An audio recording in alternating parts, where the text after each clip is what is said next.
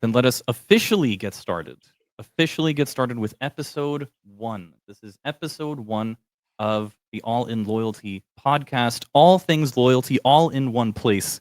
Basically, meaning that whenever you watch our podcast, that's it. You're good. You're basically caught up on all things loyalty. We're going to keep everybody up to date on the latest headlines, on everything that is relevant in the sector on a 2-week basis. There's going to be quite a lot of news always to go down. The loyalty sector has been changing, has been growing, has been evolving, and we are seeing some big headlines coming up on basically a daily, if not hourly basis. So, first of all, for episode number 1, for this pilot episode, I am, of course, joined by the Kiwi co-founders, Gabriele Giancola and Gianluca Giancola. I'm not going to put in the little the little nicknames yet. I'm sure those are going to come in time. But if we want to talk about sultans and chairman dictators and stuff like that, I'm sure it will happen over time. But first and foremost, a lot of stuff has been happening for us behind the scenes. So, Gabriela, let's start with you. How have you been? How's business? How's life? How is everything? Everything is wonderful. No, thanks a lot for the question. I Then he mean, says, no, not everything is wonderful.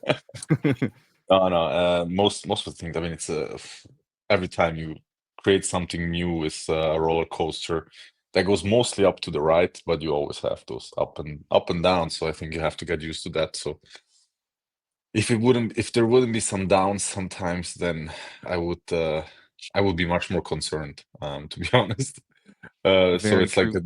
a normal thing, and no, business is going well. We have a huge amount of stuff in the pipeline, major clients coming on board, huge partnerships that we're working on. The team is onboarding every week new brands. We're further developing the product, so in general, very happy in which direction we're going, and we're getting a lot of let's say proof and confirmation of that what we're building is really super valuable, and that we have a completely unique product in the market that right Yeah. now nobody let's say can touch us from a product and tech perspective. So that makes me very happy, and that's why also in the private life, when business is going good, then my private life is also going good. When business is not going good, also my private life is not going. There is not a big difference between the both. I have noticed that too ever since going into sort of this like startup sector, coming from a background of corporate. When I was working in corporate, I like couldn't care less what was happening at work and it wouldn't affect my private life. But like here, you end up, I guess, when you're in a business like this, that's there's so much going on all the time, you just inevitably, I guess, end up caring more. And so if you have a very good and productive day at work, usually you sign off and you're like, okay, nice, today was great. But if it was the other way around, then it also sort of inevitably kind of affects your mood. I don't know. It's been an interesting thing to notice as well. What do you mean when you Um, sign off? at 9 p.m., of course, Gabriele. 996. That's the way. 996, exactly. 9 a.m. to 9 p.m., 6 days a week, just to clarify for people. Correct. Gianluca, over to you. How are things? Basically the same questions for Gabriele. How's it going? I think on the business side, Gabriele pretty much covered it. I think there's not much else to say. Um, on my end, all good. A little bit of a cold right now. Um, I think I'm surprised of myself how I managed to get a cold in a hot environment, but I think that's thanks to the AC and myself not Yeah. being that careful. I mean, people are surprised, but honestly, when I was living in Southern California, like colds were very, very common because you just go from outside to like 100 Mm, degrees Fahrenheit down into then like super air conditioned rooms. And if you're not used to that, then my God, it hits you really, really hard. yeah. I noticed that whenever we had guests over and we would take them to Vegas and like those hotels were always super air conditioned, they would almost always like inevitably 100% of the Yeah. time end up sick. Yeah, so lesson learned the hard way, and we'll be more careful in the future. But And other as than fate that, would have it, of course, as soon as we're recording a format is when the sickness hits, man. exactly. That's just how it goes. I hope it's not too noticeable in the voice and in the No, no. It's not. face, It's not. but yeah, other than that, fantastic. Fantastic indeed. And to kick things off, to be honest, like because we're gonna have our pilot episode right now, things are gonna be going like a little bit differently just because a little bit of introduction is in order. I mean, this is a new format, this is a new sort of initiative coming from us to keep people up to date on all things in the loyalty sector. But I think first and foremost, let's start off at the most obvious thing, which is the name, right? All in loyalty. Of course, all in comes with a couple of connotations. You immediately think of poker, you immediately think of a couple other things, but you think of like putting all your eggs into one basket. You think of that sort of level of commitment and conviction on something. So, I mean, Gabriela, maybe this is a good place for you to start with. I don't know if you want to hit us up with a little bit of background on the name or what kind of thought processes went behind coming up with it.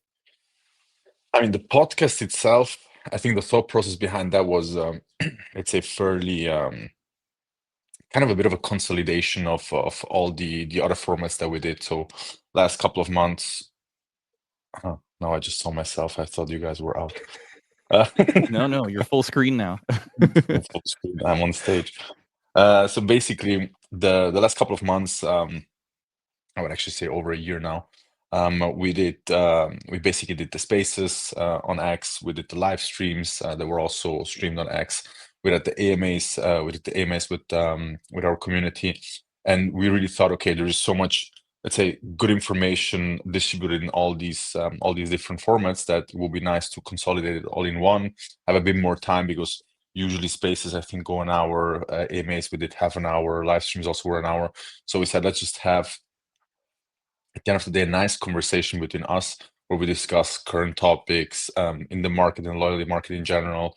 What are we building and what are updates on our side? What do we see in general moving forward? What new technologies are bringing to the market? And that's also a bit where the name came from was really okay. I mean, I have to say the name, I'm a big fan of the All In podcast Yeah. with the four guys, Jason, David, and Chamat. Big shout out to them if they would listen to this.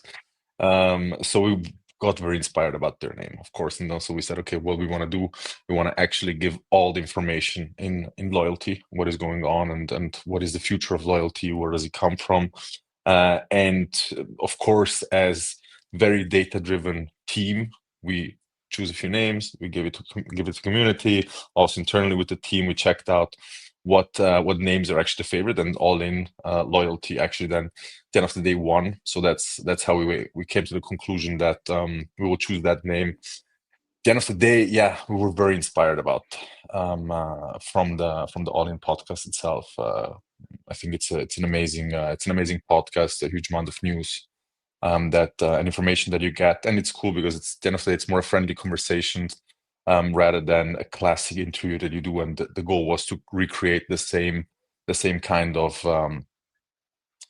structure and also flow into our podcast, where we really can talk about all these different topics in loyalty, but at the same time not doing it very interview like, where people are nervous before and they have a clear agenda and script and everything. I mean, we also have an agenda. We also know what we're talking about, but it should be a bit more freestyle and less scripted. More chill, a little bit more open. Yeah, And right. it's been really, really interesting, this whole selection process, because we did first open it up to the team and then we opened it up to the whole community. And it did end up being kind of a clear winner. So yeah, that's basically how we came up with that. And it's going to be, I think, really interesting moving forward because exactly like you said, you know, the space, the industry of loyalty, I think like companies are slowly starting to, or now very quickly starting to realize how important giving back to the customer actually is. You're seeing more and more customers base companies based on what their loyalty programs are, as opposed to actually sometimes what the product is, which is really interesting. More on that later. We actually have a study that actually shows this. But yeah, we're seeing the metas change all the time. We're seeing companies try and fail and try again. All of these different techniques. We're seeing a lot of different, you know, sort of strategies come along and everything. Everything that comes with market shifts, with expectations, with AI, with Web3. You know, there's constantly things that are going on. But I think maybe Gianluca, I could ask you for this one. when it comes to a lot of these trends and tendencies, when it comes to the loyalty sector, is there a particular area right now, like a particular meta or a particular thing that's really affecting the markets right now that we at Kiwi, for example, have our eyes that are very like dead set on? Yeah, one thing that I saw also from the different headlines and news that we've been checking out in the last few days and weeks is a lot of brands, a lot of research is talking about personalization. So that's one thing where, I mean, we know it, loyalty started way back in the days with the stamp cards already, and that Oh yeah. is nothing personalized. That's literally just a card that everyone gets. It's the same for everyone. You stamp it 10 times and you get the last or the same product for free on the 11th time. And that's obviously the same for everyone. But who says that you like the sandwich that they give you for free on the 10th time you buy the coffee, or they give you the croissant? Maybe you want something else because you're just that type of person. So that's definitely something that is becoming more and more important for brands that operate loyalty programs, especially with the extreme data trends that are going on in the world. Yeah. And not to go too deep and too far into the AI topic, which I think is anyways at the literal forefront of our eyes, the yeah, the AI driven personalization is definitely going to enhance everything in terms of experience for everyone who's using loyalty, and for those brands that use it the best and make it the smoothest for their users and their members. I'm sure is going to come out on top. I mean, keyword AI, of course, that's a very, very important topic that you cannot ignore in Yeah. basically any industry. But I was then going to jump right over to Gabriele. I'm assuming AI is also probably something that you would talk about if I were to ask the same question to you. No. God damn. No, of No. course. I mean, no, I think AI is right now everywhere. I mean, of course, it's like with all new technologies, there's a lot of noise, but there's also a lot of good stuff going on. I think in the loyalty market specifically, there is not yet a very clear use case that is actually being used by brands. I think we'll need a bit more time there. I mean, besides optimizing processes internally as a company and using AI for that, or having, I don't know, an AI chatbot integrated in your loyalty program that can help the customer out to basically be more efficient with their questions. But there is not that very clear AI use case that everybody's basically jumping on. I mean, we're putting, I would say, quite a bit of time into the AI topic and understanding what kind of use cases make the most sense. We also identified a few different use cases. The question is always, where do you start? How much customer demand do you have? How much value can you actually generate? Because at the end of the day, you don't want to build something just to, let's say, put the stamp AI on it, and then hyping up whatever you're doing. I mean, there are so many companies that just changed from blockchain-based XYZ to AI-based XYZ. So, or AI and blockchain-based XYZ. So True. that's Yeah. not our goal. If we, or let's say, when we launch something with AI, then it will be 100% something that generates a huge amount of value for all the parties involved. But it takes a bit of time. It takes time, it takes data, and it takes a lot of execution. So that's why we're investing a lot in that. And I think in the next couple of months we will have the first use cases rolling out. Very nice. Very nice. But the approach with which it's actually being driven is actually kind of confirms, like, what you just said is kind of effectively been confirmed by Bernie of Payback, the CEO, who said in a different podcast just the other day that they were also, over at Payback kind of experimenting with the whole AI use case. They were saying that they have some sort of like very basic business practices kind of mindset with which, the employees are approaching it. But when it comes to exactly what the perfect AI use for loyalty is, that is still sort of yet to be discovered. And I think it's better that people take their time with it rather than try and just flaunt it out right away. Same as what you were just talking about, as opposed to companies just using the cloud for storing data and then calling themselves partners of Google or whatever it might be. But yeah, it's been really, really interesting. And with that sort of high level, very zoomed out view of what loyalty is kind of looking like and what the markets are looking like, we're going to be able to dive in a little bit deeper now. So, in general, the way the podcast is generally going to work is we're going to go into a couple of like little deep dives where like our goal is to make sure that you, the listener, are perfectly well informed about the loyalty space by the time you finish and reach the end of the podcast. So that will include covering all of the most important like news developments that have been happening in the space. This is going to go over all kinds of different things. I mean, it's going to go over innovation, over new new programs, program updates, mergers and acquisitions. There's all kinds of stuff to cover and to go over, followed by a bit of a more deep dive topic where we can actually go into like one sort of subsection of the space and really try and get into as much of it as we can, because the space is that sort of large and broad that there are those subsections that we can go into and have enough to talk about, because it's always changing. I think we can talk about one particular topic or niche on one week, and then 2 months later it will have changed enough to the point where we can probably talk about it again. So that's basically how fast technology is moving. I mean, you guys have noticed with AI, it has only accelerated since then. So that's basically how it's going to be. And hopefully, then by the end, you will get all of your news, all of your insights, all of your main takeaways from the loyalty space. And we can then go about our business a little bit wiser and a little bit smarter. So, with that being said, I think we can dive directly into the headlines roundup for the last 2 weeks. It's been a very interesting time, especially considering this is the pilot episode. There's a couple of really interesting sort of developments that have been happening, especially both on a research level and on a loyalty program level. Some of the most important ones, I mean, there's 3 that I've highlighted for you guys now, and we're going to dive into them one at a time. First and foremost, because we're going to start high level as we already have, there is the headline of researchandmarkets.com predicting 15% annual growth in the loyalty market to reach $19.64 billion this year. The year is already sort of coming to a close, and I think it's going to be pretty incredible to see those sort of levels. I mean, when you talk about like more overarching markets, right? Something as huge as the loyalty sector, seeing something with a growth of 15% is something you would normally reserve for something like AI, right? Where the people are in such a race to innovate, to get better, to grow.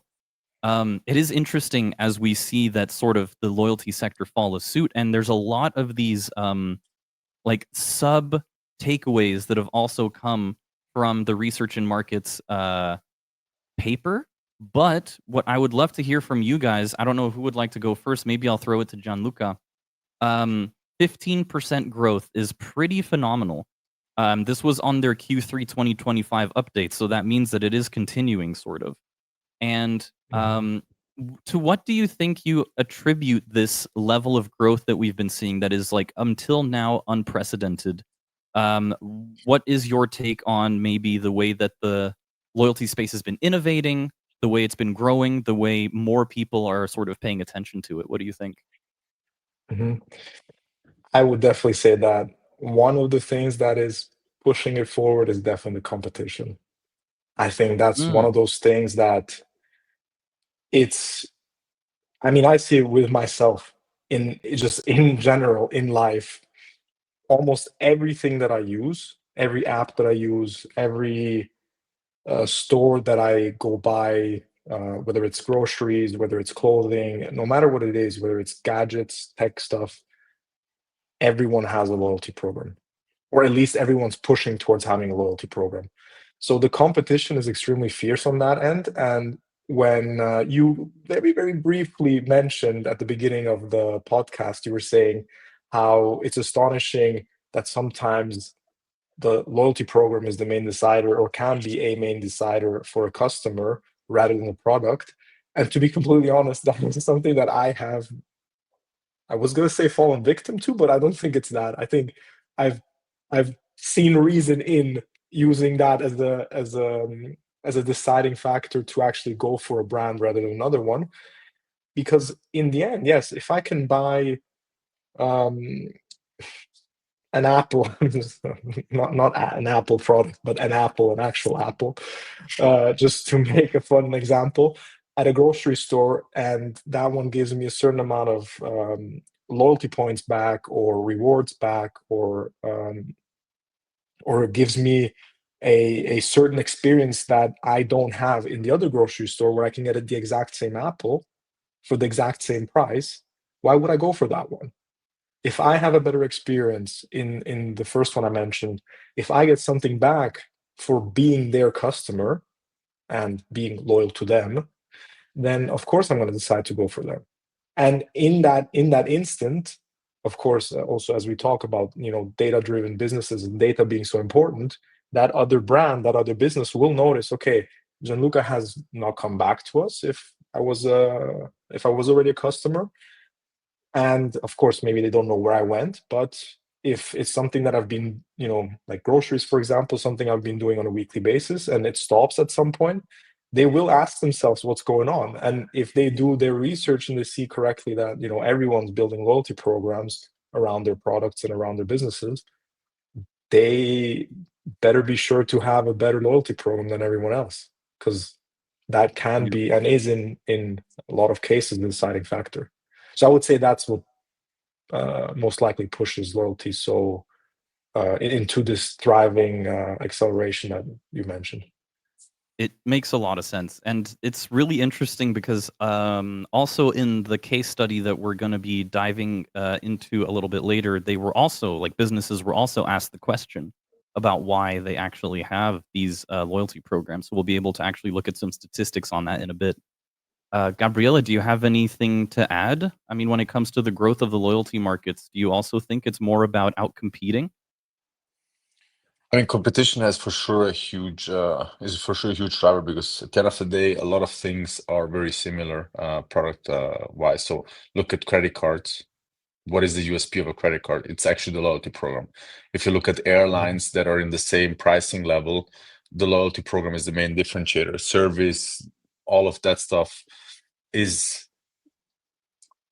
in a lot of ways very similar. And let's say maybe on one airline you have a bit of larger seats, on the other one you have better food, on the other one you have better services, and so on. But it's like plus minus, the experience is not super volatile when you, let's say, pay the same amount. So the loyalty program has done a huge impact, and I think for all these products that play in a certain segment, the loyalty program can be a huge driver of acquiring new customers and also retaining them.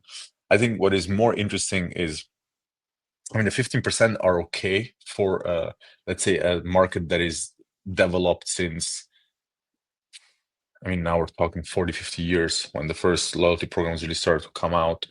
And actually even more if we think about the history of loyalty. So for that, it's a strong growth rate. If you look at AI, we're talking about 100, 200, 300% growth per year. So it's still a different topic, but it's also, of course, a new technology that is now starting to capture markets and actually creating new markets. I think what is even more, I mean, in the article, there was the mention of $20 billion, the market size for this year. The important part here is actually that is the smaller part of the loyalty market, because that's loyalty management. So what are companies spending on all these points engines, loyalty white labels, technologies for loyalty programs, all of that stuff? So in theory, quite a small market. Where we focus, for example, on is actually on the value of all these points that are outstanding. And that are being issued every year. And there we're talking about, there the numbers are completely crazy. I mean, there was one deck that I received from one of our shareholders that heads the whole loyalty department of a very large bank.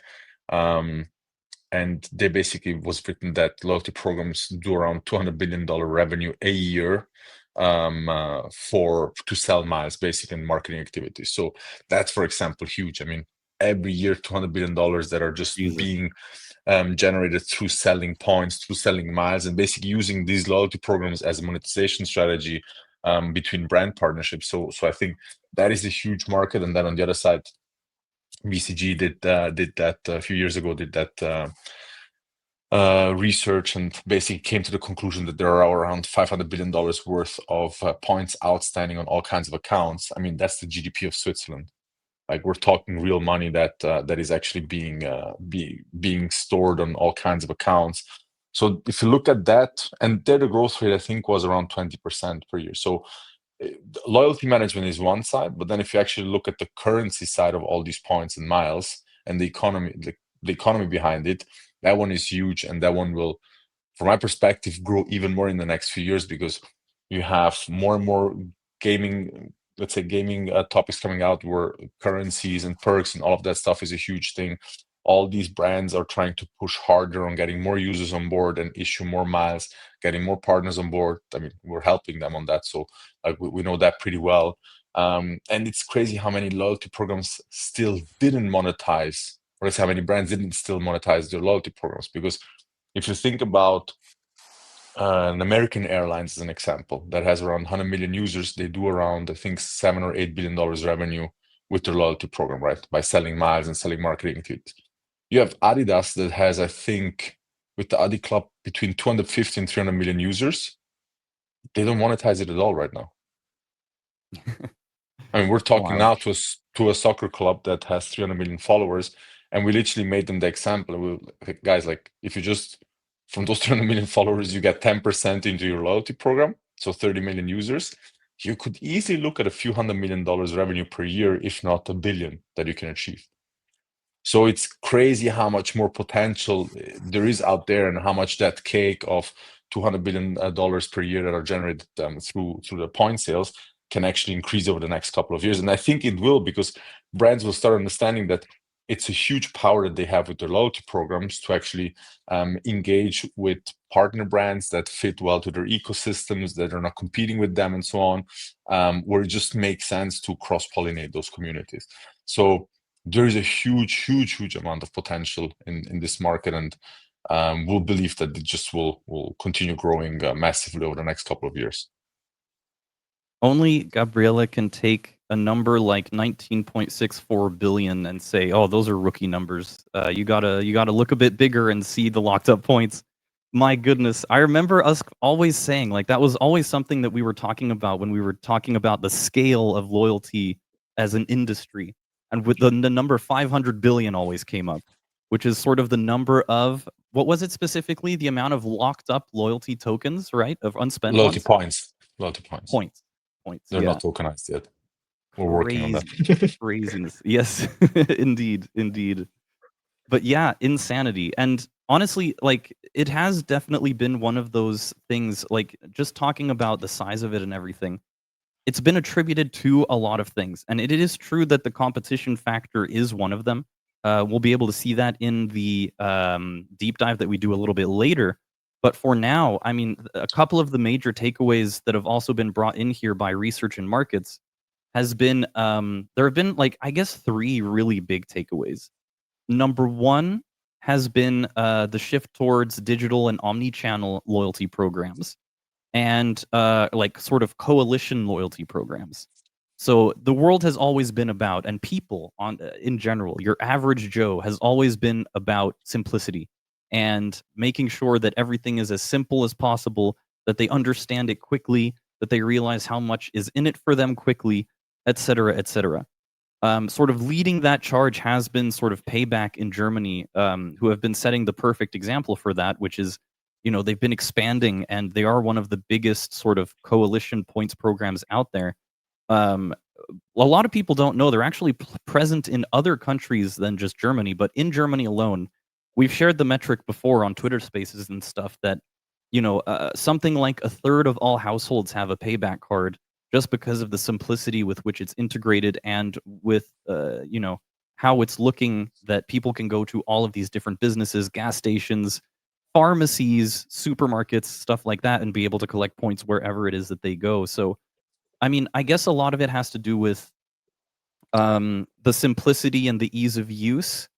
And I think that also, interestingly enough, because we talk about the psychology of loyalty programs as well, because people talk about gamification, they talk about addictiveness, they talk about personification, making things personalized.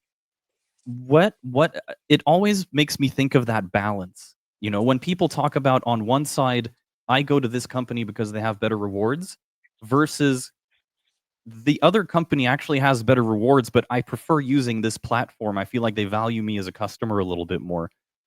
I don't know. It's been sort of always an interesting conversation when I talk to people about like rewards and loyalty and stuff like that, not just in in every possible space. So I don't know if there's any sort of key takeaways, Gianluca, maybe if you have any thoughts on this sort of coalition loyalty program approach, if you think it's a good one, if you think it's poised for growth, or if maybe just because Payback is kind of a first of its kind, people are paying like attention to it a lot right now, but it'll eventually peter out.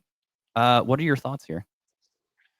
It's super interesting because when you were talking, when you were just mentioning all these points, one thing that went through my head was with Payback, the what you mentioned, or also what Gabriela mentioned with credit card loyalty programs, the ease of use there. And one thing that I pictured, I don't know why, but it made a lot of sense in that moment when you were talking about it, is a flow chart.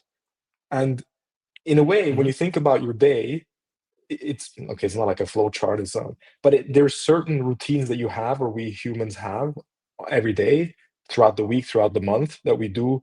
Whether it's, we wake up, we go to work, we have a coffee on our way, we go out for lunch, we order things online, whatever it is, we go get groceries in a place maybe that is on our way, or that is most convenient to us.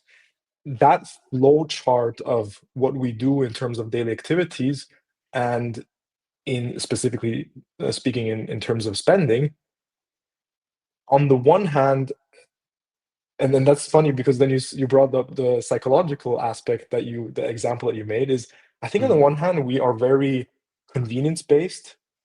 Humans are very Oh yeah. convenience based. Whatever the easiest way is the one we'll take. So in that sense, these coalition programs are excellent because I don't have to think in advance. Does this loyalty program make sense for me? Will I be coming here again to, let's say, if it was a single brand loyalty program, should I put in the effort to sign up? Or will I be even spending more money here, right? Whereas a coalition, or credit cards as well, it's very simple. I have to spend money with something. So a credit card is something to spend money with. It's a medium to spend money. And I can spend everywhere and I earn points. I don't have to think about that. So it's very convenient. I just go about my day and I earn rewards. But at the same time, I also see the point that you made, where even for myself in my own experience, where I have avoided a better, not experience, but maybe a better offer, a better deal, even a better deal with better rewards, for how I felt about the service that I was using. And it Yeah. just, I don't know, it just felt better. I would not be able to quantify it at all. I wouldn't even know why, but it's just like, I don't know, I'm good where I am. I wouldn't want to switch, even though it made more sense, logically speaking, in terms of price and even experience and rewards. But it was just, I don't know, there was something about it. So to get back to your point, I think psychology has a big impact on how they treat their customers. Hmm. So, and I think that also goes a little bit into convenience, and I don't know if there's a specific term for that. I think, but it's when you don't switch to something else out of convenience, or out of a habit, I guess. So I don't. Yeah. I think it also has a little bit to do with that. It's the psychology of, I feel good where I am, and maybe also the effort of switching is too big. So it's a little bit that mix of convenience and the way they make the experience, that you already feel at home, so to say. You feel in Hmm. place. So I 100%. hope that. Made sense. It did. And I mean, honestly, like we're payback users as well in this household, and it's like, I mean, it just makes you think product market fit wise how well they've been able to capture sort of the day-to-day activities, I guess, of like in our case, the average like German person. Because, it ends up ingraining everywhere, like you go to the supermarket every couple of days. I have an Edeka and I have a Rewe near my place, equally distant away. I have not been to the Rewe since we signed up for Payback, basically. And even Yeah. though like they have sort of equally level products, and in some places Rewe actually has like some slightly better ones, each one has their niche, but they have the points. And then, there's other gas stations. They have Aral, which is the one that I mainly go to now with my car, and to get the points, even though it is likely the most expensive actually gas station out there. The fact that they're a part of it actually makes me be a part of it. And the convenient part is that it takes no extra time out of my day. At the counter, I just check my card, it's all good. And then after a couple of months, you can redeem your points for exactly what we always talk about, things that make your life easier, pots and pans, kitchenware, clothes, whatever it is, like anything. It's sort of how you imagine the perfect sort of rewards program to be. Gabriela, do you have If I anything to add on this if I particular? Oh, if I can go just for add, it. yeah, just before, sorry, I was just also thinking about that in terms of convenience. One thing that um, is also big, I believe, is decision making. If you Mm, take away the decision fatigue from consumers from the get-go and make it as easy as possible, that flow chart that I was talking about, if you imagine that, you don't have, as a consumer, you also don't have to think about how to spend those points. You just collect them. And then when the time comes, cool, I have 1,000 points, I can get that with it. You know, it's not something you have to think from the beginning, what can I even do with these points? And I think that's also a little bit in that whole umbrella under convenience and yeah, decision fatigue being taken away when it's a coalition or when you are earning for everything that you use in a day, and then you can decide what to spend it on is definitely something that'll help a Especially loyalty when you program. open up the app and you go and they actually have then highlighted rewards where they say, hey, you have your best value for points at these three things. And then that makes it like that much easier as well. Even So more, they're yeah. very good at capturing that sort of attention. But Gabriele, what do you think? Do you have any more takes on this particular subsection? On payback, like on the coalition topic, you mean? Yeah. Um, I don't like it. No, seriously, How I come? don't really believe in coalitions in the sense that they make sense from a business perspective, but I don't think from a user perspective. I mean, the issue, and as you guys already like mentioned right now, you basically start adapting your lifestyle towards where can you actually earn some points, earn some miles, which makes sense, 100%. But on the other side, from my perspective, it should be different. It should be that I can go to kind of every merchant out there, whatever I need, and I can actually then decide what kind of points, what kind of miles do I need right now. So I think that they should be much more flexible on what kind of currency they offer to you, because payback is, yeah, one subset of, and of course it is super powerful. So you already get a huge amount of value out there, right? But you just have certain situations where you can't use one of their partners. So then you just go empty basically, and you don't earn any points, right? So if you look at the Miles and More credit cards, it doesn't really matter where you spend money. You always get the same amount of miles, right? So I can go to Rewe or to Edeka, whatever is more convenient in that moment, and I actually get my miles. Of course, the question then is, okay, what means loyalty? Because if I go to one or the other, yeah, does it mean that I'm 100%. not loyal? Does it mean that I'm not loyal? I wanted to make an example with relationships, but it's difficult. Please It's a don't. different topic. I don't go there. I don't go there. Um, Now, I think that at the end of the day, if you want to push your business as far as possible,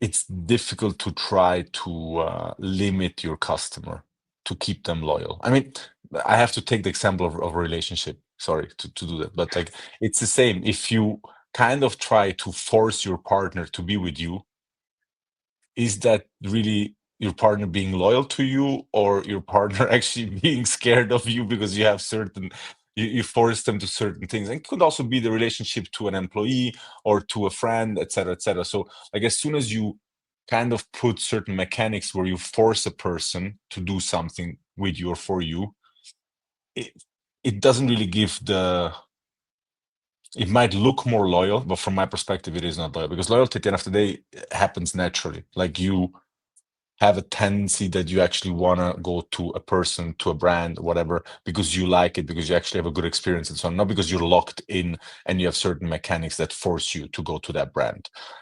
So I think that's a bit the topic. And the thing is that there are different customer behaviors in the market. You have people that go more towards the points, for example, meaning that they just want to collect as many points as possible from one specific loyalty program because they have maybe a big reward goal that they have in mind, like I don't know, the business flight, the first class flight to Tokyo, whatever it is, right? So they want to collect as many points as possible. And then you have the others that actually go more towards the status, which is completely different behavior. Like if I take miles and more, I'm, for example, the worst example because I mean, we generate quite a bit of miles per month through the credit card because we basically connected everything that we can pay with the credit card, we pay with the credit card because it generates a huge amount of miles. So most of the business flights are paid in miles. What happens is that on those flights, you don't get any status points. So, for example, for me now, it's less important what kind of status I have. And I know that if I really want to achieve a certain status, I would have to do a major amount of flying and spend a major amount of money. Since that is not my goal right now, I prefer to pay with miles to say, okay, I won't have now the frequent flyer or senator status and so on, miles and more, but at least I save a huge amount of money because I don't have to pay almost any flight. So it really depends a bit in which direction you're going. And at the end of the day, as a brand, I think that you should listen to your customers and what they want and then deliver that. And if you have customers that are more focused on earning, let's say, a certain type of point or a certain type of miles, you should offer them. If there are customers that are more looking towards a certain status, that of course needs a bit more engagement with your brand itself. So I think, and that's why coalitions are always a bit of a, and for example, like when AmEx bought Payback, they actually recreated it in the US, which was called Plenty. Didn't work at all. Was shut down after 2 or 3 years, I think. So you also have to look in which kind of markets, and I think that Germany is the most successful market for them. By far, yeah. But what's also interesting with what you're saying? It also made me think right now is, and then while you were saying it, I was genuinely curious what the actual definition of loyalty is, and what I found is a strong feeling of support or allegiance. Which, if you think about it, yeah, loyalty is a feeling, and then you sticking around is the act of being loyal. And support or allegiance, which is what you're doing. And I was also thinking, I was like, yeah, actually, that's a great point, because if you think about the product or the service, then you think about the points. What can you get with the points? And then you think about the program itself. If it's a tiered program, for example, in the Miles and More case that you were mentioning, where maybe you have a status goal.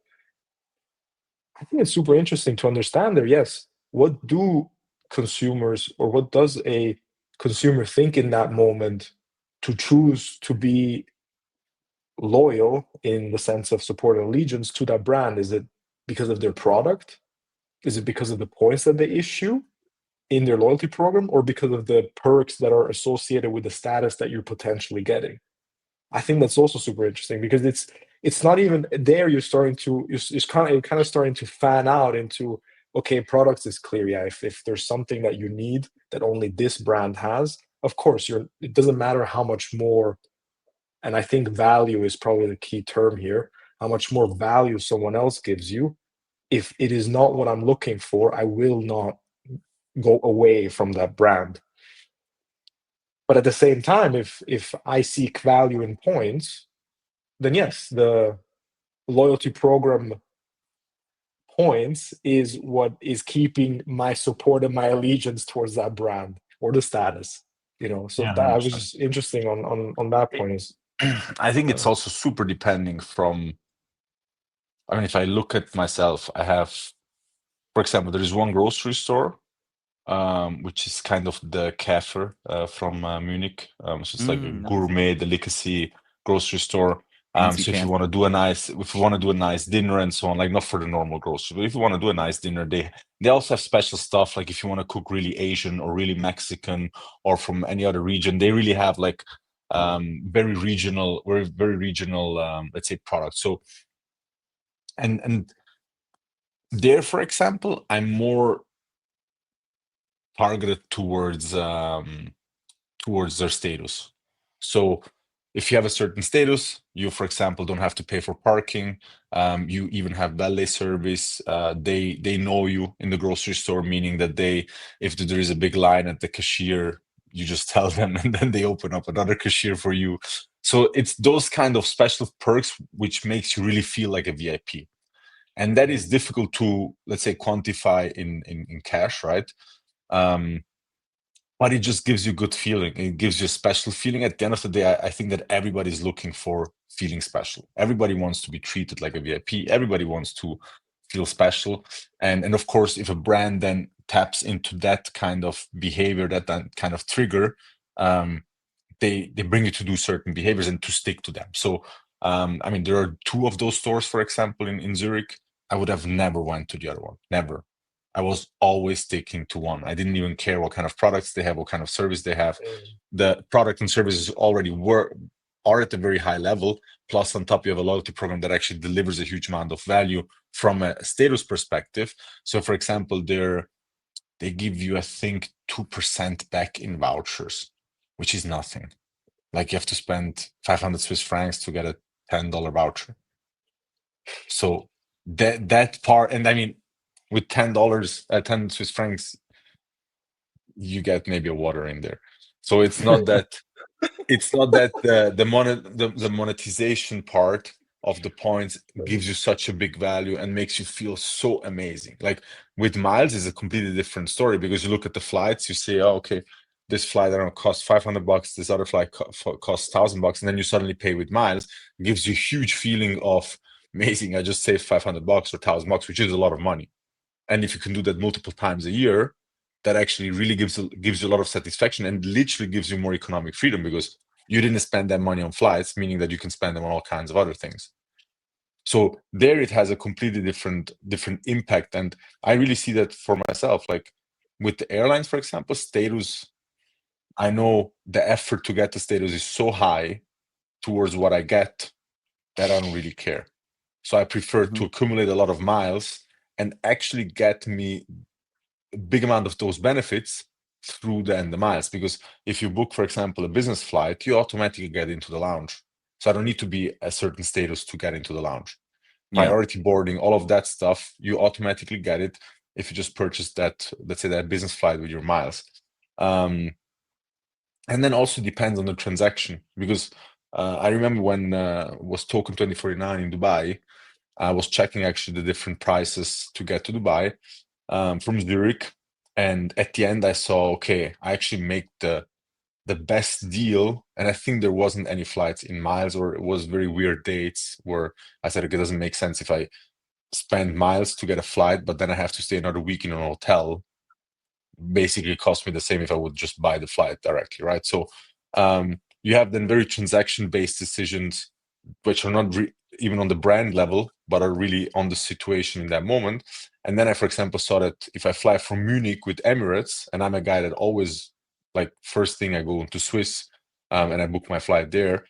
But in that moment, I also said, you know what? Emirates has the same, even maybe a bit better quality.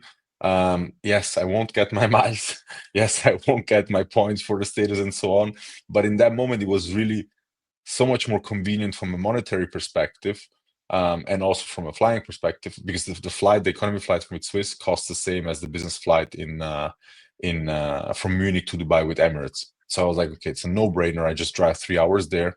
I sit in the plane. I have a much more nicer experience. I mean, I'm a guy that likes to drive, so the 3 hours didn't really bother me at all. And Yeah, German highways are anyways fun because Oh yeah. you can push it to the true. limit. So it was kind of part of that experience. And so I think that there are very different, let's say, decision making processes depending on what it is. So it can be really on a brand level, it can be on a product level, it can be on a very specific transaction situation in your life that you take a certain decision. That's also why I don't think that brands can just be too fixed with their mechanisms. They should be very dynamic to really make you feel good as a customer. And even like, if I take the same example from Dubai, I mean, I remember that I checked on Swiss, Zurich, Dubai.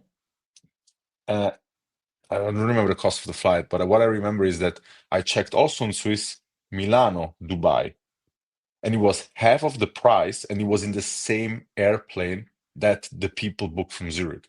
It was just one more flight. So you flew from Milano to Zurich, and then you got into the same airplane where the people that booked from Zurich to Dubai paid double. And that then looks for you as a customer, that actually looks like, what is this? Like, you have to pay one more flight, but you give me 50% off. And that doesn't make at all any sense from a customer perspective, because customers first do not care about all your airline restrictions and all your airline logic of revenue and yield management, all that bullshit that you talk internally. Customers just look at, I have to go from A to B. How much am I paying? How convenient is it? And if then suddenly I see that actually you spend more money for me as a customer because I have an additional flight Milano Zurich, but it costs half than from the people that book from Zurich, you're just there and you feel almost scammed, honestly, because you don't understand the logic of paying so much more money for one flight less. Yeah. It almost sounds What? like it almost sounds like the conclusion to that is your loyalty towards the city you're in. Maybe No, Zurich but I is mean, it's the logic. issue. I mean, it's logic. I live in Zurich. Of course, I check No, out of first course. the airport in Yeah, Zurich. I mean, as I said before, I like driving. So 3 hours to Munich or of 3 hours course. to Milano doesn't make a big difference. But I was really shocked when Mhm. I saw that, because I thought, okay, I actually first thought that there would be a Milano Dubai flight directly with ITA Airways or something like that, because they also got acquired by Lufthansa. So that's actually why I made the check to Mhm. see, hey, is there actually a cheaper flight? Yeah, the flight was cheaper, but then I was like, okay, I'll drive to Milano to fly to Zurich to sit in the same airplane that the guys from Zurich book, and it costs 50% less. Doesn't make at all sense. And those Yeah. are the things that you feel kind of a bit pranked as a customer then in that moment. So that's why I think you need to be very dynamic as a brand and try to generate loyalty. And again, going back to relationship, it's the same thing. You have to give a certain freedom and just trust that that person, it could be your fiance, it can be your friend, it can be your employee, and so on. You need to give that certain trust that they're actually here for you because you provide a big amount of value. And as a brand, I have the feeling the ones that don't really are confident that they provide a bit value, they actually try to force you to go in certain directions because they're scared that as soon as you find out that the value that they provide is not huge or it's much better than competitors, that's what then happens. And I mean, that's also why Apple doesn't have any loyalty program. Apple is Apple. It's so unique.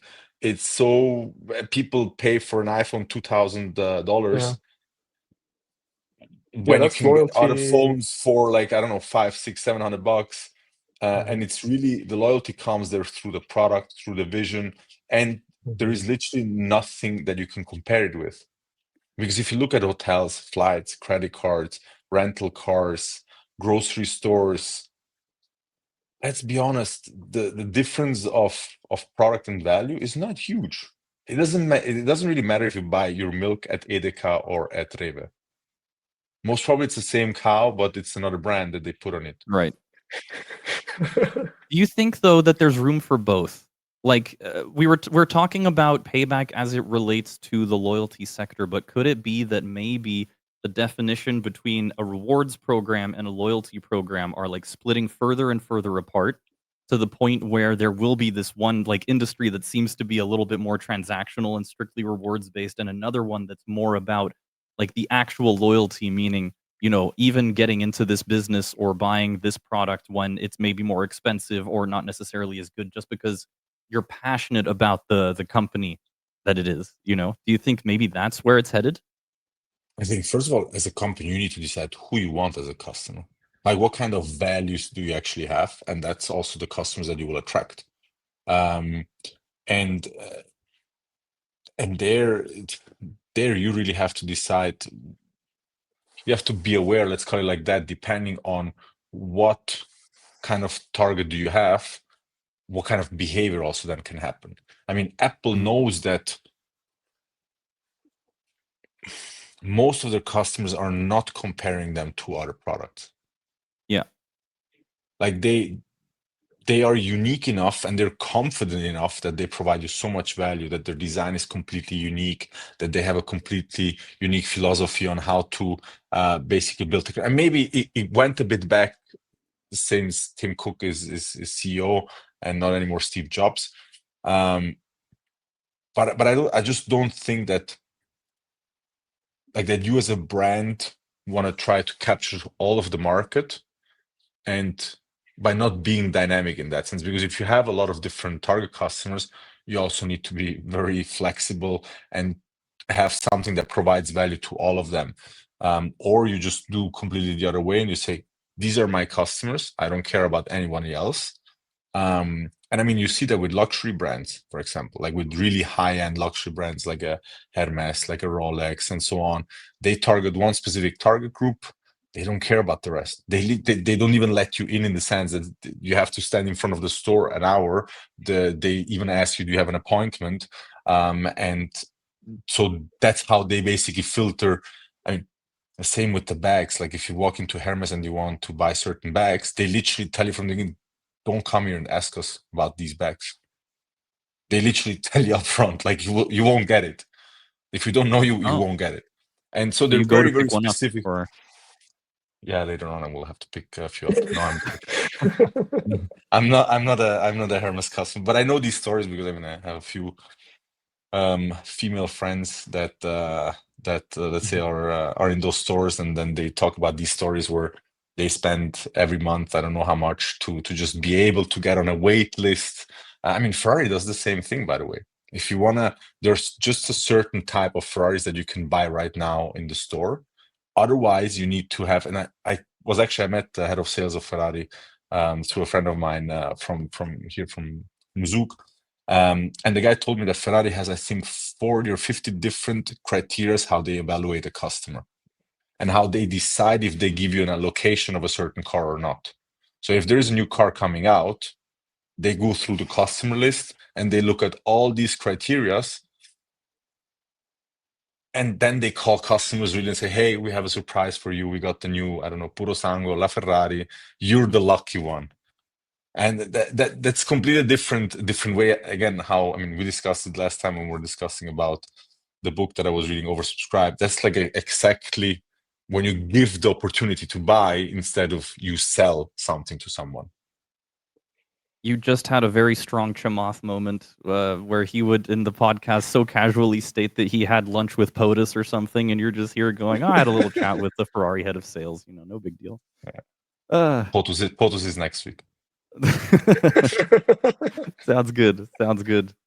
Gentlemen, we are already an hour in. Can you believe it? It just goes to show how Amazing. much there actually is to talk about this kind of stuff. And we are going to have to just move right along with a lot of these topics because, my God, I feel like just on this one article, we could probably cover 2 hours. Mm. There is one that I still wanted to highlight, though, because it actually approaches the loyalty sector in a very different sort of way, which is gamification. That one is always really, really interesting because there are, you do notice that different companies put different amounts of effort into their loyalty programs, and a lot of them actually try to go for that sort of immersion kind of thing. So one of my all-time favorite loyalty campaigns is the McDonald's Monopoly campaign. I think it's honestly perfect. It spans like a 2-month period, so a good chunk of the year. I don't know if you've seen the charts, but the amount of sales that they get, the amount of money that they have come in during that period is insane. Just because in a lot of those tickets that you get, at least in one of them, you get like a little free something. And if you get, a certain street or something, then you win something. But they just turn it into a board game, essentially. And the more you buy, the more chances you have to win stuff. And people go crazy for it. People go so crazy. I think I buy more McDonald's in that period than the rest of the year combined, probably. RIP my stomach and health. But anyway, that's just kind of how it goes. And so in general, like there's a lot of other examples of this as well, right? Of course, even in coalition ones, they have their little mini games that people can play and things like that. We were just talking about the psychological aspect. Do you think gamification or having some of these experiences, maybe that can even help go into the personalization angle of it? How important do you think that is, or do you think that might also be more on like a case by case basis? Gabriele, how about we start with you on that one? I think that it depends a bit how you connect. I mean, I think the McDonald's with the Monopoly game was very well connected because it was tied into their products, and actually you had to buy their food to actually get to all of these cards. So I think that makes a lot of sense because it gamifies the whole journey. But there is also clear sustainability behind it, because what most brands have an issue with is as soon as they think about gamification and they start with if it's a health app, run and get points, or how is it called, the lucky in Spin German, the the wheel. spin the wheel, for example. Mhm. I mean, of course, it's fun and so on, but you as a company, you always have to have a very clear budget that you define for that. Most of these brands don't know how to define that specific budget because they don't know how many customers will participate, what will they win, how much is the value that they actually will then get in points and spend on them. So, and that is super difficult for brands to calculate. So I think every gamification aspect that is connected clearly to the product makes a huge amount of sense. It can also go wrong because I think, I don't know if it was actually McDonald's, but or another brand, but I remember that it was actually in the US. I think there was a group being created. They had One of them had a contact at the factory where all these cards have been created. And I think that if you had a certain amount of cards, like in the US, you were able to win quite a bit of cash. I think it was 100K or something like that. Like that was the big prize. And I think it was even Italians. So it was a group of Italians that put themselves together. And so they basically won all the prizes. And then, of course, they started to understand why are always the same people winning the prize. So that is one thing. And then the other is, I don't know if you guys watched a movie on Netflix, Where Is My Jet? I think it's called. So Maybe? I've heard about it. Pepsi did, I think it was Pepsi, yeah, 15, 20 years ago. They did basically a promotion, buy a Pepsi, get points, and if you have 1,000,000 points or something like that, you get an F-16 for free. Like a military jet, right? Worth, I don't know, $30 million, something like that. And some guys took it very seriously. So they literally started buying Pepsi like crazy. They asked friends if they can give them the empty bottles, all of that stuff. And they reached that level. And Pepsi thought that it was kind of a joke, in the sense that they were like, yeah, nobody gets 2 million points, until these guys actually achieved it, sent in the proof that they have that 1,000,000 point, and they were like, okay, where do we pick up our jet, basically? And then Pepsi was like, no, sorry, this was just a promotional joke, and so on. And then I think they offered them $100 or $200 voucher to buy more Pepsi. So they were like, wow, what is going on? So they went in front of a judge, and I think Pepsi had to, I don't know, pay how much in damages. They didn't deliver the jet; it was a national security issue and so on. But they had to pay quite a bit of cash. So gamification is always cool, and I think it's absolutely needed. You just have to be, as a brand, always super sure that it is sustainable from a monetary perspective, and even from a mechanic perspective. Because if you offer something that you don't want to give, and you just think that nobody will reach it, yes, you can be sure that there is someone in their bedroom or in their living room calculating exactly right now, how do I get to that win? So gamification 100%, and again, with new generations coming in and that are even more used to gaming and so on, I think it's a must. But it brings additional complexities for brands. It's not like the classic, again, buy $100 worth of my products and you get 100 points back that they are worth maybe, between $1 and $5 in redemption value. Right. So moral of the story is don't put up an F-16 as the prize. No. Stick to helicopters. Or a G5. Way more interesting. Yeah, there you go. There you go. Gianluca, do you have something to add on this topic before we hop on to the next article? No, I think I was actually also, if you would have asked me, I was in line with what Gabriela said. I think it's gamification is awesome. Just as the business, be aware that it goes within the economics and the model that you're building. And I think with what you also said, just make it as fun and convenient as it can be for the users, and not that they have to get out of their way just to experience the gamification. But I think Gabriela set it off. I think the interesting thing there with the whole F-16 thing was the amount of press that they got from that, I guess, was a lot more than they probably initially thought, but it ended up probably making news headlines all over the world. So hey, And a movie. Interesting On beneficial Netflix. side effect. Yeah. I mean, it's a generally very interesting thing. I'll see about putting the links maybe to these articles into the descriptions as well, so that maybe the viewers can actually also just deep dive into them. There are a lot of other topics that are in this that would be so interesting to dive into. We are going to move a little bit along now, but a lot of these other ones, for example, have been sort of integration of fintech and digital banking towards loyalty programs, talking about the different types of players, as well as, of course, AI-driven innovation and personalization. All of that is going to be in this thing. So I'll try and find a way to get the links over to the folks out there. The other one that we'll go over, and maybe we can just go a little bit more quickly over some of these links, just because they're a little bit more, I guess, like focused on one particular topic, and then we can spend a bit more time on the deep dive. But this one is a topic that I know, Gabriela, is near and dear to your heart, because it has to do with American Express. And whenever we ask you, I think, about the best sort of loyalty program or rewards program, your go-to answer is usually American Express. It was also Bernie's choice when they asked him what his favorite program was outside of Payback. He also said American Express. It's honestly crazy how many people that I know that are actually builders and stuff like that actually tend to like praise American Express as one of the best ones. And they relaunched recently, just a little bit ago. So they had a really interesting article where they were talking about their relaunch, where it was basically sort of made even more expensive, but the amount of value that you get out of it is also higher. So that's, I think, one of the most interesting parts is the price tag has risen up to what is now $800,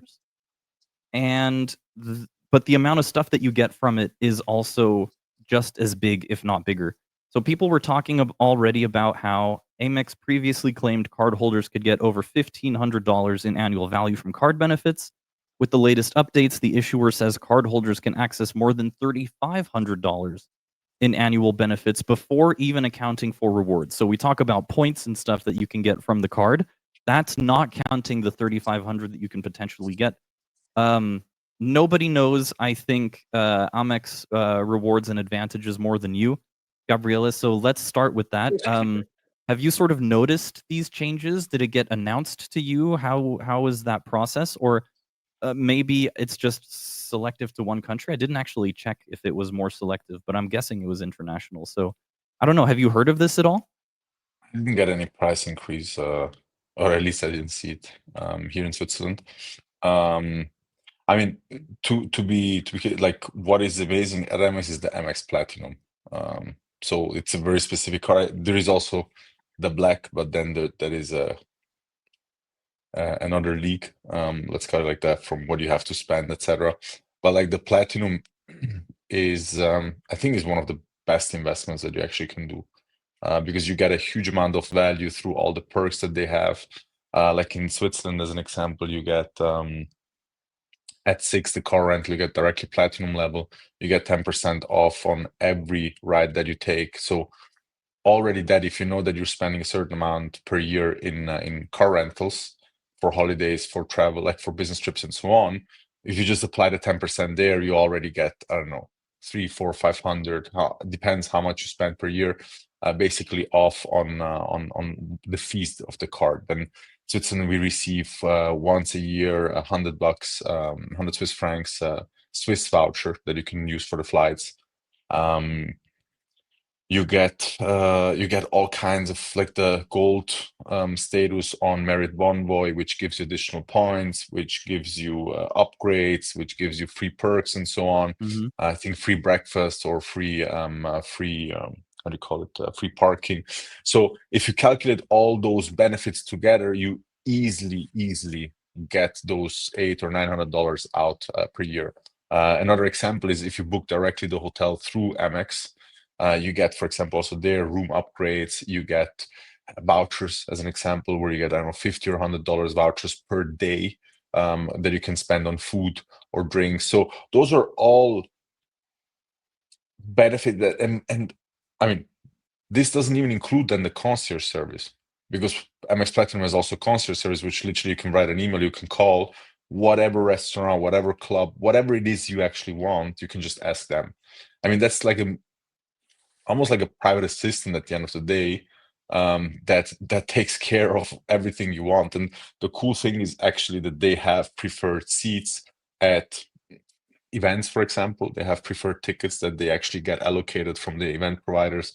They have tables in restaurants that they're getting provided to American Express for platinum customers, and Centurion, the black one. So you really get that mix of monetary benefits plus VIP experience. And that's And that for leads to actual loyalty, right? That's why people are so crazy 100%. about this card.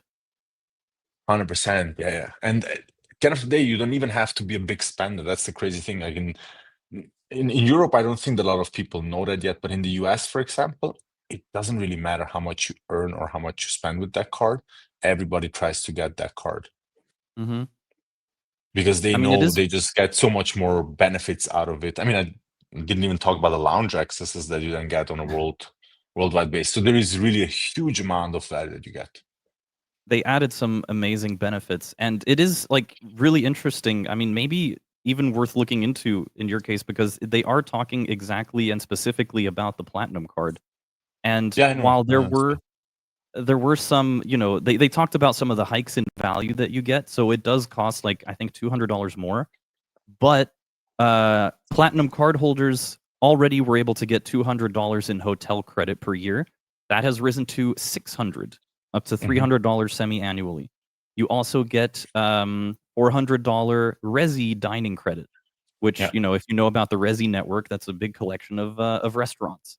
Or $300 digital entertainment credit. So that just lets you deal with all of your streaming needs and Spotify and whatever it might be. 300 bucks on Lululemon, 120 bucks on Uber, 200 on Ura. Like, there's so many of these different ways that you can make it like 100% worth your time. And I've been feeling FOMO about it ever since you told me about it. Actually, I'm pretty sure that the day is going to come where you can send me some sort of referral thing, and I'll definitely take it. I will do. Then I get some points. It's like 50,000 points. Are you in American Express too, Gianluca? No, not directly, but hearing all of Considering it this after also reading this, made me yeah. think about it. Exactly. Yeah, it's interesting uh, actually. On that note, when you said the increase in price, I was also looking at the article and saw that it was from basically 700 to 900. So it's in percentage, it's actually quite the increase if you think about it Mhm. from 1 year to the next. And I also saw that some of the perception or some of the how do you say how it was received was okay, like you're basically paying more for the same thing. But I think that's exactly where the point lies in. Mhm. If you're a person who actually uses all the things that they give you, it's crazy. That's why I was also thinking about it, and I was like, okay, yeah, actually, for what you pay and what you get, hearing just 600 credits in hotels. If you're a person that travels, I mean, also there, it's a night or Or if two you that just you want a get. night away from the family, you know, that too. If that's the case, yes. And you don't have kids. Yeah, exactly. You say Or that. you can send them to AmEx. a hotel, you know, either way. That's also good, yeah. Okay. AmEx got you covered. It No, is but interesting though, because it does like I'm getting why all of these loyalty experts talk about Amex as like one of the top tier loyalty programs, if not their favorite one, because it does sort of tick every single box, doesn't it? Like it's like 100%, yeah. high level, high barrier of entry a little bit, you know, if you think about it. But Mhm. you do get the VIP experience. You do get to do that classic like I get this and this and this and this from it, you know, when people actually ask you about it.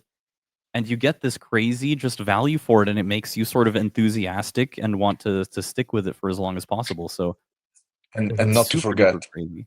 it gives you also that because I know a lot of people that have the MX Platinum, they Mm. just have actually look, I have it here.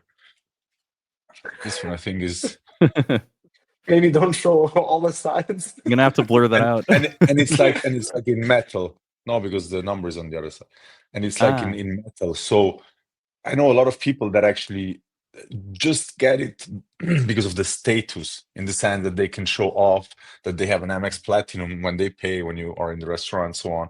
You can put there your Amex Platinum, and but most of them don't know about the benefits. I don't know how many friends I had to explain. You know that you have like when we're talking about who reserves the restaurant or which restaurant do they have a table and so on. Like, okay, let's just call the concierge and they will figure it out.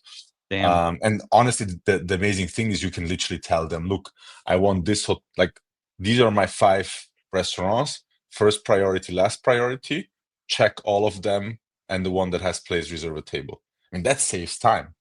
That's literally checking all the restaurants, looking for the table, for the amount of people. So You do that this can, as well for yourself.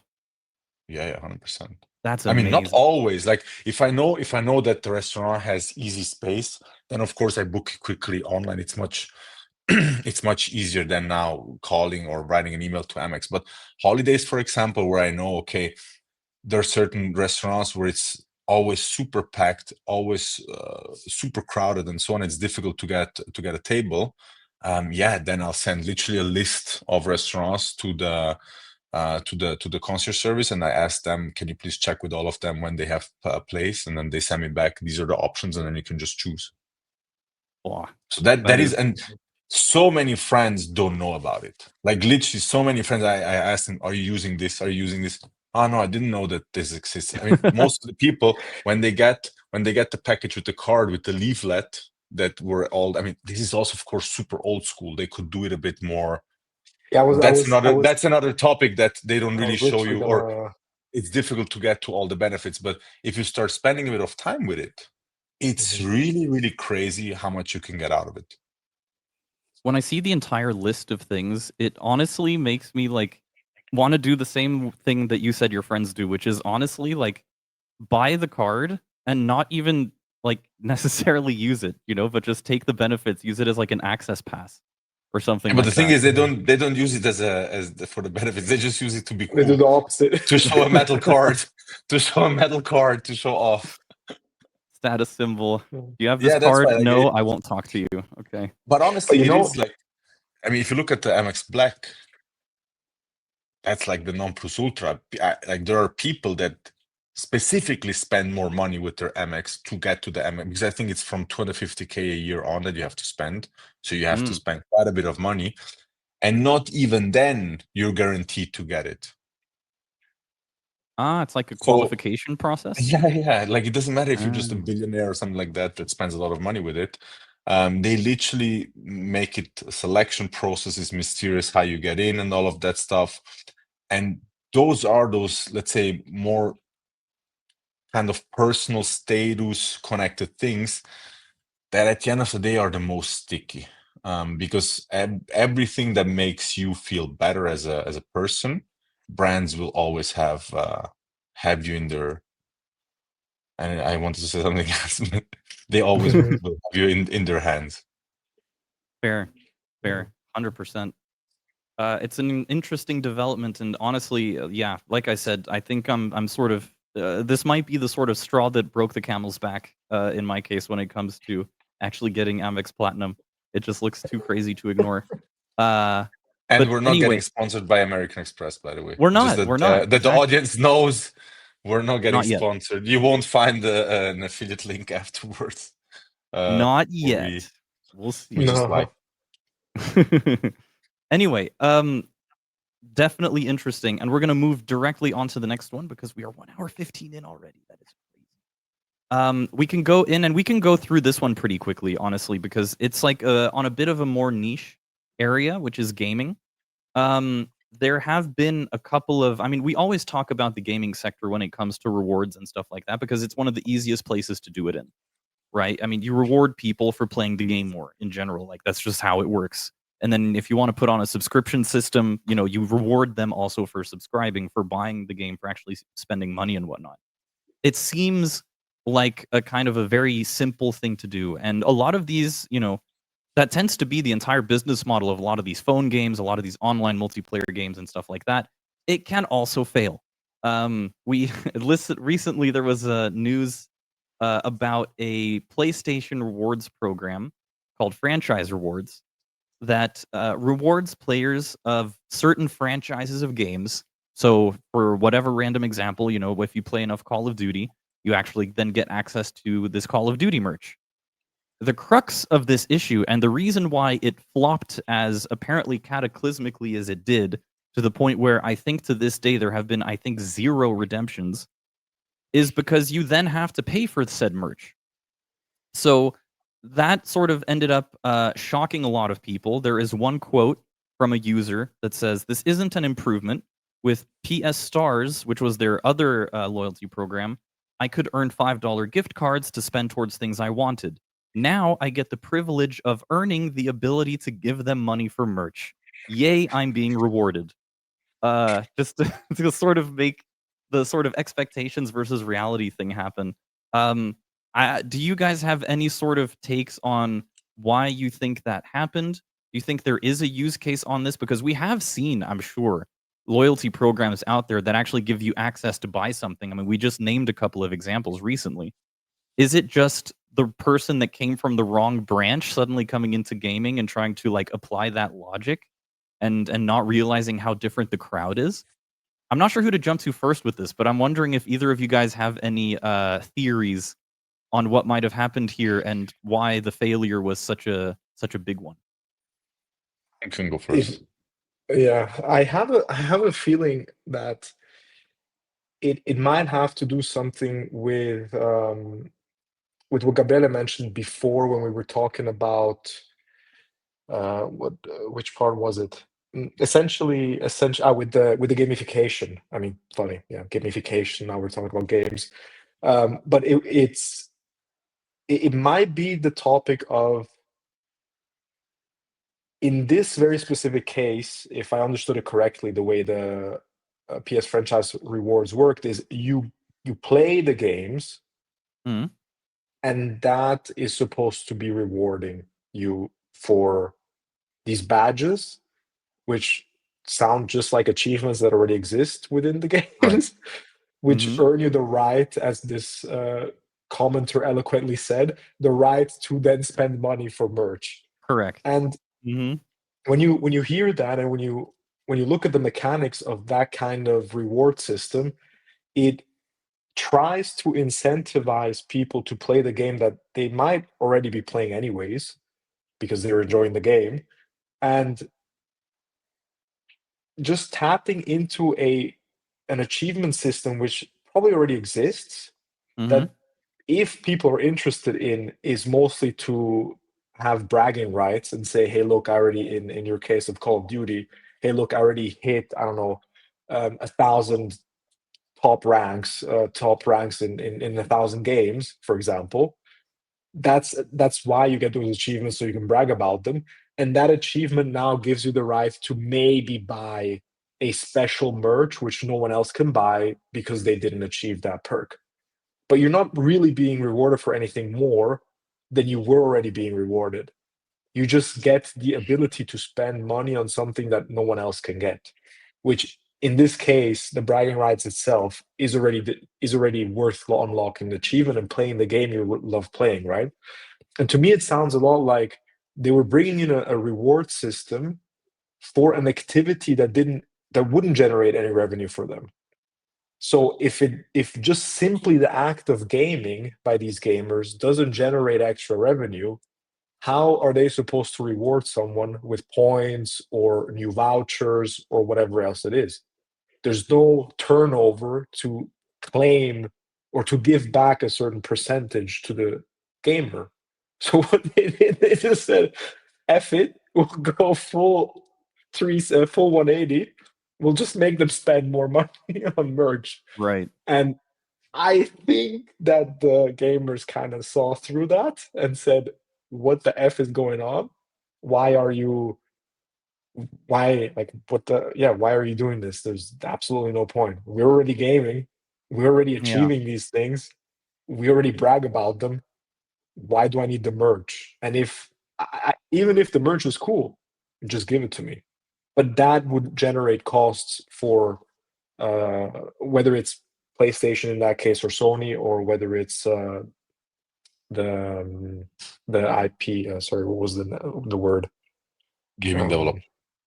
yeah, the franchise. That was a word. Hmm. Whichever gaming franchise it is, because they have to now produce merch. Yeah. So they just said they'll have to pay for it, and I think It's that's probably. I would believe that's the main driver of that decision of making the system work like that. It is interesting because I sort of have two potential theories. I mean, one of them is like what I said in the beginning, which is just that they like blundered where maybe they had someone on that worked on rewards programs and like the exclusivity of it all in a different sector, and they sort of misinterpreted how the crowd would act. Or the alternate one for me was that maybe they're just very far ahead of their time. Maybe there actually is room for this. I mean, we've seen the loyalty rewards as status symbols before. Gabriella was just talking about like the whole Rolex experience or Ferrari experience and stuff like that.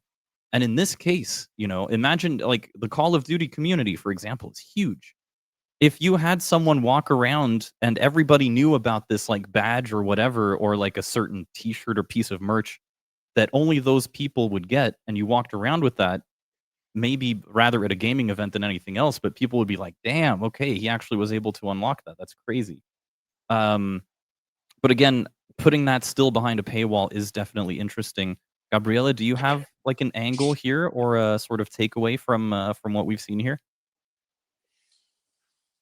I mean, similar as Gianluca mentioned, like and I think that was the example that when we're talking before about gaming and loyalty and so on, that's exactly like the difficulty. If you start giving points for an activity that is not paid, those points are worth nothing at the end of the day. Yeah. Because you literally, like, just to give an example on the accounting of loyalty programs, right? If I have a product, I sell it for $100. You buy it, you get 100 points. And I say the value of those points, let's say it's 1% of the revenue that you generate, so $1. What I will do, or let's say what the CFO will do, is they will put a liability in. So they will put that $1 aside on the balance sheet, and they would put on the other side of the balance sheet, on the, let's say, liabilities, they will put $1 in points outstanding. So it's basically a zero-sum transaction. And what actually happens then afterwards, as soon as somebody spends those points, that dollar that you put aside gets translated in revenue. So it's called deferred revenue, because it's literally money that gets put aside. Then when it gets used for your product, it goes on the deferred revenue. As soon as you don't have money that you can put aside for that transaction, and I mean, imagine you game and the franchise puts money aside, or PlayStation puts money aside for you gaming, with hundreds of millions or billions of users, it literally means that you have tens of millions that you have to store somewhere and that you have to get somewhere from. Because if you don't have the $100 where a product has been bought, like where do you take the money from? It comes from the treasury. So it economically doesn't really work. And I mean, we can even say from our personal experience now, we had a few conversations with gaming providers regarding the miles and more integration, and we told them exactly the same. We were like, hey, do it only for your subscription customers. Give only miles out for people that actually pay you money, and where you 100% know each of those transactions actually generate me money, where you can take a small amount of it, put it aside, and pay it on the redemption side. Because otherwise, and this is with so many loyalty programs that go in that direction, they think they can basically monetize. They can basically give out points to engage you, but then they don't have actually cash to pay the subscription, the redemption side, and that automatically goes into discounts and all kinds of weird vouchers where, yeah, get the $10 gift card that you can spend from $100 purchase on. People know that that is and that doesn't bring them any value. And at the end of the day, it needs to be something. Make an example, like an Adi Club from Adidas actually works a bit the same in the sense that they don't. It's not that you can buy directly a product. At least I remember when we had the conversation 2 years ago with them, you weren't able to buy directly a product. You were able to be invited to special events and so on, etc., etc.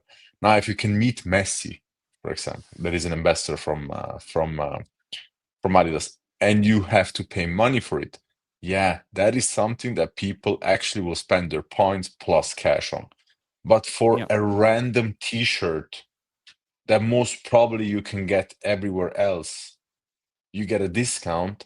You as a user just feel in that moment, how do you say that nicely?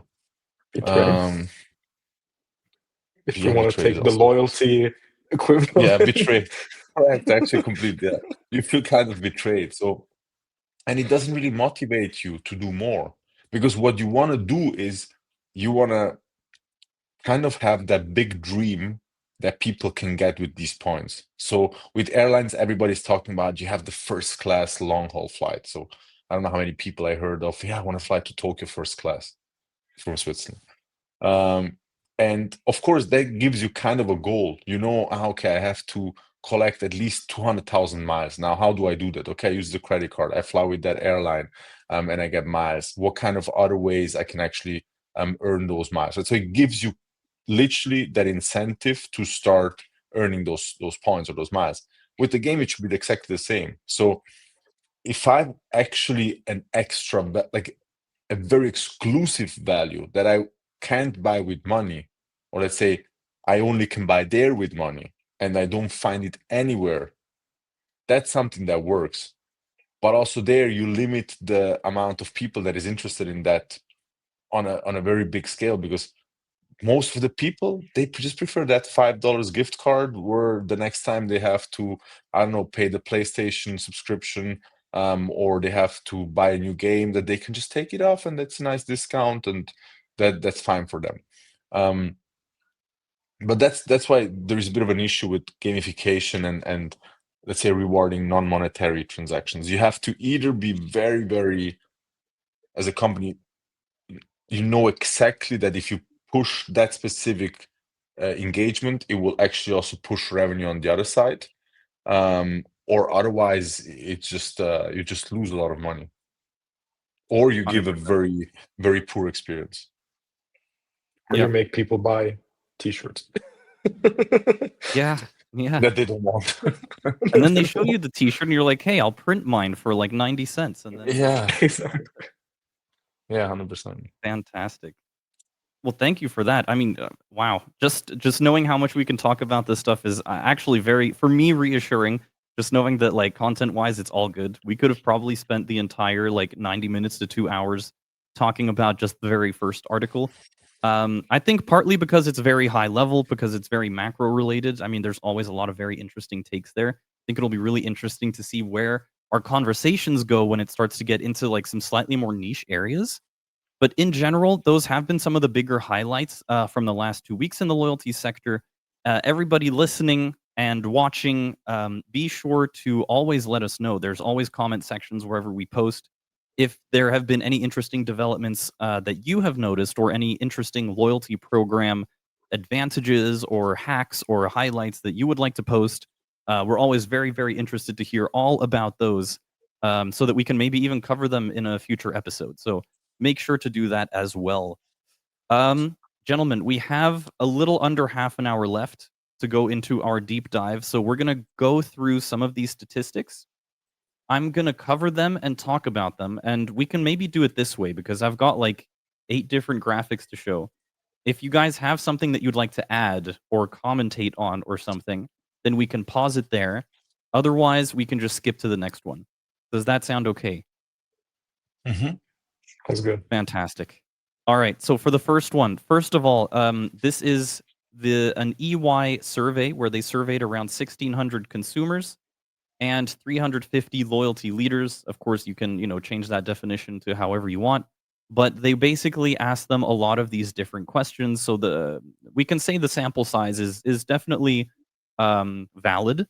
And they were talking about things that a lot of the psychology that goes into loyalty programs. So, from the consumer side, why do you remain loyal? How emotionally connected you are.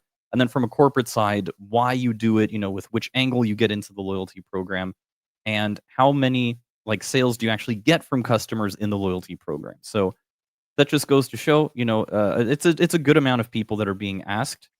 And in the top slide, actually, they name the 3 sort of main trends that they discovered through some of these questions.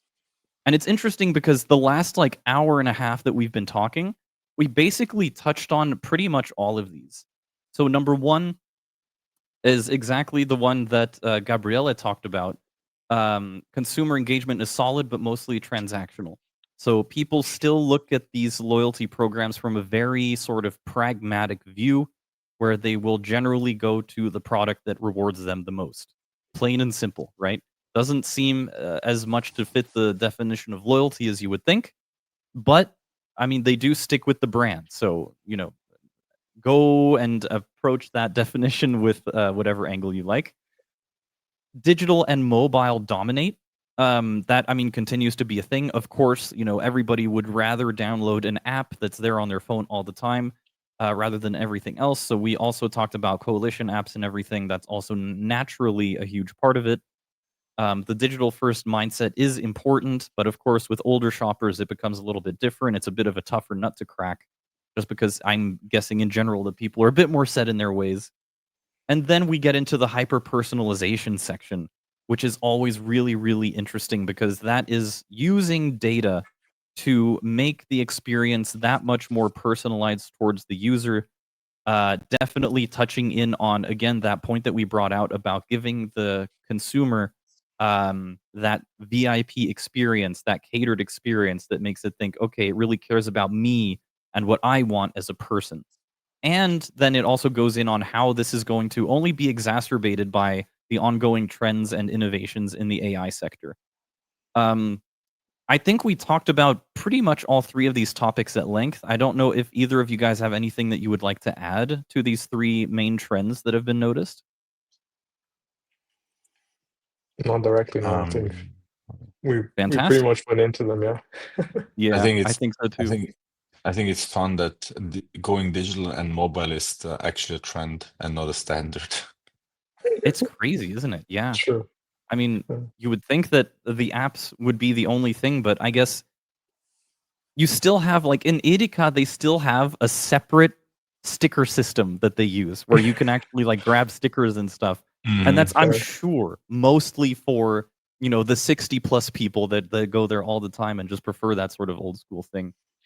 But yeah, it is interesting that it's still number 2. That is crazy. But then let's move right on. Primary reasons consumers remain loyal to a brand. This is what I talked about at the beginning of the podcast. Interestingly enough, you have 2 main ones. Brand offers a loyalty rewards program, and brand makes high quality products and services. And interestingly enough, you do see a larger pool saying that brands offering a loyalty rewards program is the primary reason that they will remain loyal to a brand versus the actual product. Other ones then get into great customer service, brand aligns to my values. Again, I'm a little bit surprised that that one is that low. For example, I take that relatively seriously. The brand makes me feel special, makes the world a better place, and other. But in general, I mean, we are seeing that, yeah, the rewards loyalty program is one of the primary reasons. Is this metric, maybe Gabriela, is this metric surprising to you at all? Or what do you think? No, not at all. I think it's pretty. I think it's pretty normal. What I think, that's more surprising for me personally, is that 5% brand makes me feel special, which now, from my perspective, I connected with kind of a certain VIP service, a special treatment, and so on, and more like the status perk side. But I guess that's also a bit of the people again are more transactional. Most of the people are more transactional and more focused on the short-term win, which at the end of the day is like I collect points, I can redeem them for something, and Yeah. less on okay, I have to almost kind of actively work towards a certain status to get then all these perks. And I just assume that a lot of people just don't want to put that work in. Also from a time True. perspective and an effort perspective, I mean, it's easy if you fly for business, for business every week, for example, somewhere, and your company pays it.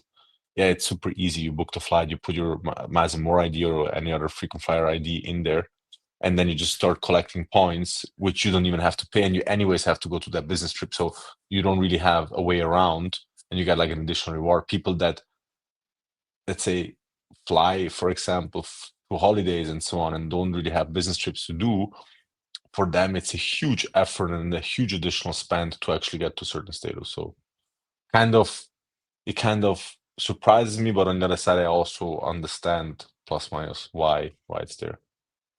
Any surprises for you, Gianluca? To be honest, maybe a little bit more balance between the first two. I would have imagined personally that I think they would have been more head to head. So if you think about it, the 41% over the 33% is basically a 33% more than the second place. Mhm. So it's actually quite a bit further up. Yeah. What I interpret out of this though is that it comes to show, I think, if I reconnect it to what I said at the very beginning, is that, and that I experience on a daily as well, and I'm sure everyone else actually, is that high quality products and services, just that alone is a standard that everyone seeks either way. Yeah. So it's not like you just expect that the product is what you're asking for and that the quality is what you're paying for. And Mhm. if there's 10 companies that do that, the only differentiator is then a loyalty program. So Mhm. I'm then again not surprised that loyalty programs are higher up in or have a bigger reason percentage of why consumers would remain loyal to a brand, because it's almost as if it's a young market where Mhm. there's so much potential, and as Gabriele said, it is there's less volatility on product differences as there is on Yeah. loyalty differences, because businesses are still exploring how to give more value through loyalty programs. So there you might find the Apple with an extremely awesome loyalty program versus the Apple with a less exciting loyalty program. It's good that you mentioned Apple, but for a different reason. I was gonna talk about Apple for exactly that reason. I was gonna honestly, like, for my take, I would almost kind of criticize maybe the wording of the question. Just because when you think about reasons consumers remain loyal to a brand, they will, of course, immediately their brains will go to the brands that they use or see the most. And a lot of the time, that will be the brands that they interact with the most, right? So, like the the grocery stores, the online shops, the Amazon Primes, the games that they have with their programs and stuff. and that'll make them then think about that. But if you talk about then something that is much more product related, like Apple, where I'm sure they have this conversation all the time, should we do a loyalty program? No, no. I mean, we don't need one, because the product is just that good. I think there then the conversation becomes a little bit more interesting. So I don't know, maybe it's about that as well. I feel like I would I would even be willing to argue and say that Apple is as strong as it is not because of the high quality products that they do, which they are. I think it's more of the locked in ecosystem. Because if we're talking about So loyalty, I have the feeling that Apple, I mean, we know Apple loyalists. Like there, you literally talk about brand loyalty, people who tattoo their logos or people that stick the Apple sticker everywhere. But I think it's also 90% of Apple users are probably just Apple users because they're locked in into ecosystem, and making a switch to any other system is too cumbersome. I mean, for everyone, like whether it's Android the other way or yeah. Apple the other way. I think once you're in an ecosystem, you kind of want to stay there. But yeah, And when I get criticized by an Apple Maxi for using pretty much, just Windows my entire life, like, "Oh, how can you do that?" It's like, "Well, because my first PC was Windows and I just never changed." It's like, it's not because I feel strongly one way or another. yeah, It's really just what I'm used to at the end of the day. And I'm sure if it was an Apple, like if it was a Mac, my first one, hmm I would be just as diehard of a fan or something, because that's just how that product works. That's how it's marketed. That's how the cult is. yeah. But yeah, definitely interesting. Let's jump right along to the next one though, because these are really interesting. Most important reasons for corporations to have a loyalty program. This one is a bit more of an even split. Interestingly enough, we talked about fending off competitors. That is around 13% that answered that one. The most popular ones here by far being number one, increased customer margin slash lifetime value, increased customer retention, makes a lot of sense, improving brand relationship with target customers slash groups. And then a little bit later on, we have just being part of the overall customer experience at 30%. So that's like, I guess people saying it should just be a given. Increased sales is down there. Response to competitive pressure and market entrance is another thing. So, like, kind of as a desperation play, I guess. But some of these are really interesting. Um, I like that, for example, the third highest is improving brand relationship with target customers slash groups. I mean, that sort of shows that for a lot of these companies, at least, they are sort of well intentioned and approaching it from the right angle.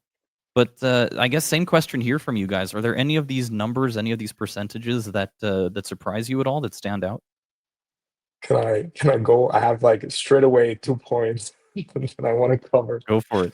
One is I feel like this stat absolutely destroyed my answer that I gave at the beginning of why there was a 15% increase in the loyalty market. And I was so convinced about competition pressure. And here it is at the second last to last reason I why mean, again, that's corporations. kind of a difficultly worded sort of data point, because at the end of the day, retention and stuff is all to compete, right? Like Yeah, you can look at it more broadly that way. and also a lot of yeah, of people course. don't wanna admit it. That's Yeah, true. that could also be. But it was just funny when I was also reading from left to right. I was like, hmm. And then I get to the end, and I'm like, okay, competitive pressure. Maybe not exactly what I was thinking. I would have thought more at the beginning.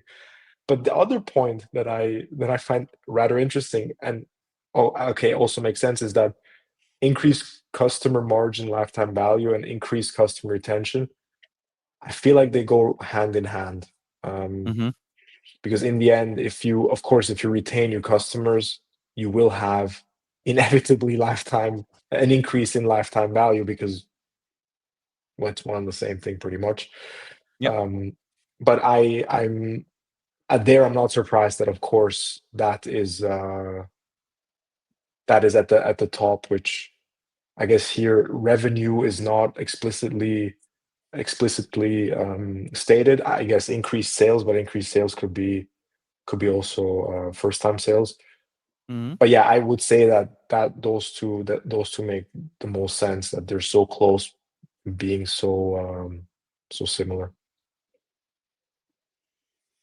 What Yeah. about you, Gabriella? Any takes on what you're seeing here? Um, no, it looks actually pretty. I mean, it looks pretty aligned with what we also see with our customers, or how we look at loyalty. Again, like of course, retention and increasing LTV is number one priority. Yeah. I think improving brand relationship with target customers. I think that's an interesting one because there are a lot of brands out there that, for example, have a lot of followers on Instagram, on X, all kinds of platforms, but they don't actually own the relationship to these customers. And I think for that, a loyalty program, for example, is super, super valuable because you actually have kind of that home for your customers where they can engage with you, and be rewarded, and just have an additional experience, customer experience with you that otherwise they wouldn't have. So I think that's for sure an interesting part, and I think that will grow more and more um, in the next few years, because also when you look at first party data as an example, so how much data can you actually get from these providers like an Instagram, like an Apple, and so on, that will go lower and lower and lower. So you need a direct relationship with your customers. You need their sign off on, hey, you can actually use my data to provide me better products, provide me better promotions, and so on, that are more valuable for me. So I think that part will grow a lot over the next couple of years, which then at the end of the day will again push and increase retention, will then also help out, I think, with increased sales. I'm a bit surprised that Yeah. is so low, because a lot of credit cards, for example, they literally try to get a lot of customers from the competition, so new customers through their loyalty program, to show how much you actually get out of it, right? So I would have imagined that the topic of, let's say, getting new customers on board would be more dominant here. Yeah. Yeah. I guess that is kind of interesting. Even I always just when I hear about sales, I always think about Starbucks actually when they talk about their rewards program and how I think 60% or something of their sales actually comes from that program, Yeah. which is always kind of crazy to think about. Mm. Um, Gentlemen, we have 10 minutes left. I'm going to go through one final graphic that we can look at. I'll just pick the most interesting one, and then we can go about closing out the show. But for now, consumer motivations to enroll in the loyalty program. This is always very interesting because we go right into the psychology of it. And interestingly enough, in first place, rewards on a current purchase. We've all been through this. If you go to an outlet center or a clothing store, are you a part of this program? No. Would you like to be a part of it? You instantly get 20% off this item. Oh, okay, sure. Yeah, I'll do it. That makes a lot of sense. It's a big like scheme with a lot of these different stores, especially in the real retail sector. I think is super interesting. And then specific discounts for loyalty members is also very high up there. The easy and convenient sign up process, also kind of interesting that that's high up. I like the brand and want to be associated with it. Then at the bottom three, we have recommendation from friends or family, su- suggested by a store employee, or access to a special event slash experience. Um, we're going to close this one off with basically the same question as before. For me, honestly, I wasn't sort of expecting, I guess, rewards on a current purchase to show up as high up as it did, but after thinking about it, it does make a lot of sense just by using sort of that example that I mentioned. But are there any other sort of takeaways or surprises from this one that you guys might want to mention?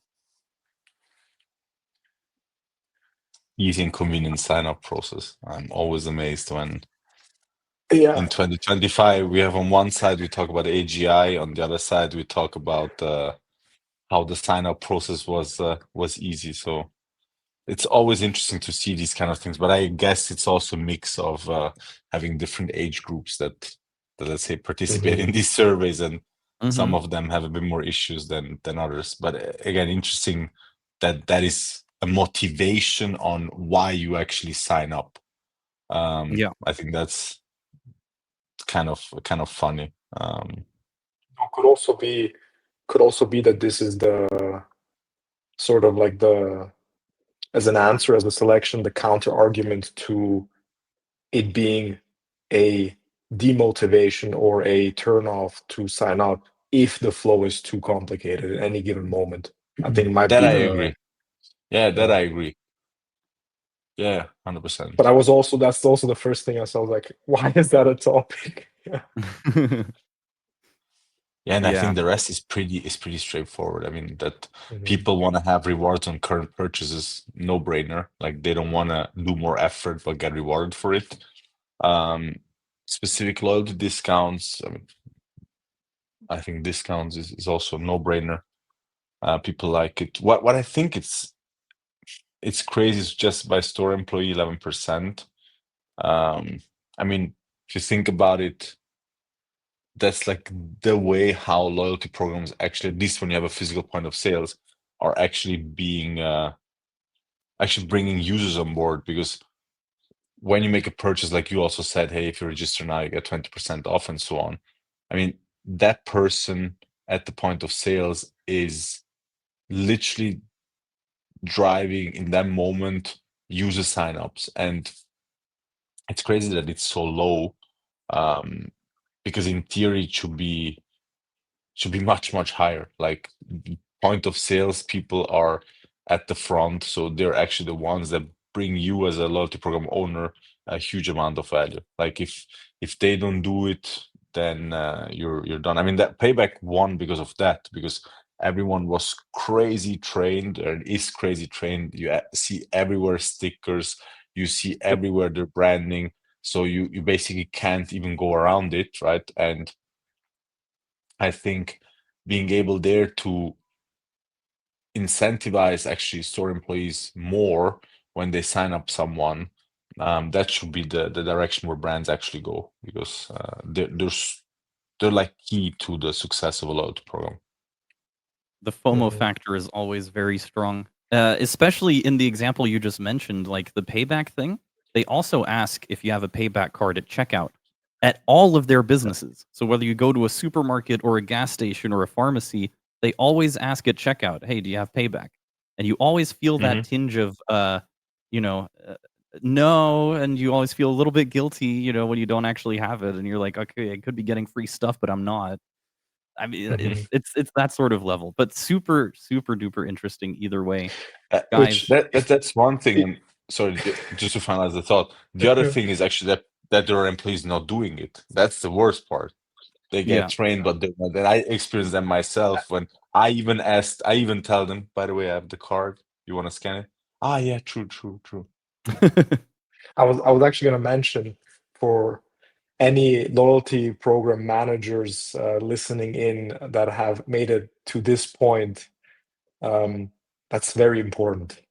If you are Mm, building a loyalty program, train everyone to Yeah, push it because that's yeah, the number one touch point. yeah.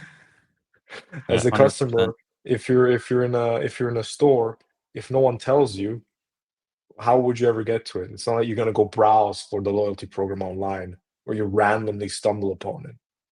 Yeah, It's so important that if you don't do that, don't expect there to be people in your shop or in your store to actually make use of it or sign up. Mhm. And I absolutely. would say And even train and better, incentivize. yeah, exactly. And I was gonna say, and even better, according to these stats, give a direct reward at the current purchase and let your employee know to say that, and you will have success. A little bit of loyalty alpha to close out the episode. Guys, thank you so much. This has been really, really interesting and eye-opening. I mean, first of all, just knowing that with episode 1, we've already sort of hit max time, just goes to show that there is enough to talk about through all of these things. I think it's been really, really interesting that we've been able to dive into some of these news headlines and find enough to talk, I mean, passionately about as well, for the entire time. And we were able to cover a lot of really interesting topics. I think it was really cool and really appropriate that for the first episode, we talk about everything from a very zoomed out lens and really get into everything in more detail in the subsequent episodes. But for now, this has been a really, really interesting look into the loyalty industry, its history, and where it stands right now, as well as, of course, where it's looking to be in the future. Where I think that is kind of what everybody sort of wants to know. in which direction we're going, and we're definitely going to be covering that a lot more, I think, in following episodes. But I'm going to throw it over to you guys if you have any closing thoughts to round out this initial episode. Gabriella, is there any final sort of takeaways that you have from this one? I think that was super fun. That's the main takeaway. It was a very fun conversation. It was. I think it hit exactly the spot that we wanted, in the sense to have a very, let's say, chilled conversation between us about various topics. I think we also touched on different points, from, let's say, consumer perspective, from a brand perspective, from a vendor perspective, and so on. So I think that's exactly what we were, let's say, aiming for. So very much looking forward to in 2 weeks when we record the next episode. And yeah, when the pod starts actually developing and evolving, and more people start listening, and yeah, we start growing. I think that's the if people like it, if we can provide value to people, I think that's the most rewarding, at least for us. Absolutely. 100%. And Gianluca, over to you. Yeah, it was super awesome. I enjoyed it. I think there's so much to talk about in this space and about this industry, and I'm so excited to go into the nitty-gritty as we go forward in these episodes. And I would say, in the spirit of the definition of loyalty and, showing support on the legions, follow and subscribe. I was going to do Very that. good. I was going to do that. Very good. Excellent. Sorry, I stole it. No worries at all. No worries at all. But thank you guys. And yeah, I was going to say that, of course, whichever channel you may be actually watching this thing on, be sure to follow and subscribe. That's one of the best ways that you can actually make known that what we're doing actually is halfway interesting and gives you a little bit of interesting information about the loyalty sector. The sector is constantly changing and growing. I think it was very interesting and honestly perfect timing that we're actually able to bring something like this out at this time, because we are seeing these updates and these headlines growing and growing as time goes by. So that's definitely super interesting. I need to do some kind of titles for you guys, but it's very difficult without trying to take inspiration from somebody else. If I go to titles, Gabriella, I can say Chairman Dictator, I can say Generalissimo, I can say Czar. There's so many different words that I can put in. Should I say tyrant? I don't know. Probably not. I actually no, I'm not a tyrant. No, don't make it like that. I actually met last year the German dictator in Italy. No kidding. Yeah, Chamat. I actually have a picture with him, both in Wow. bathing suits and so. Send us that for the bathing next shorts. episode, please. I want to share it with everyone. Yeah, you can show the picture. And then for Gianluca, we'll have Champion COO, Design Hero. What's the best title to throw your way? I think those are pretty good, honestly. We should actually let the comment section. Yeah. We should let the comment True. section decide. True. I think that's the best. And I'll remain modest and say you're very average host, hoping to improve with each episode. Thank you guys so much. Listen, be sure to follow. Like we said, like Gianluca already said, we are going to be doing these episodes every 2 weeks. So 2 weeks from now, we are going to be hitting you with a very fresh one. And in the meantime, guys, thank you so much. I will wrap it up there, and we'll see you in the next one. Take care, guys. Thanks so much. Bye-bye. Take care. Ciao. Bye-bye. Ciao.